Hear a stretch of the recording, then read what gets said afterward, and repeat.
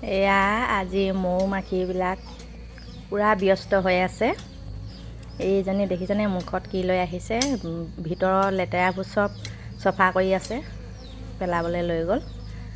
আৰু বাকীখিনিয়ে পৰাগ সংগ্ৰহ কৰি আছে, ৰেণু আৰু পৰাগ পলেন কালেক্ট কৰি আছে। পুৰা ব্যস্ত হৈ আছে মৌবিলাক। এইজোপা গছৰ পৰা ৰস আনিছে। এই ফুলবোৰ চাওকচোন, এই ফুলপাহতে পৰি পলেন কালেক্ট কৰি আছে।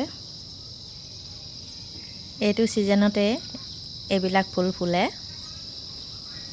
এয়া আৰু এইজোপা গছতো গোটেই মৌবিলাক ইয়াতে পৰি আছে। এই ফুলবোৰতে ৰেণু আৰু পৰাগ সংগ্ৰহ কৰি আছে।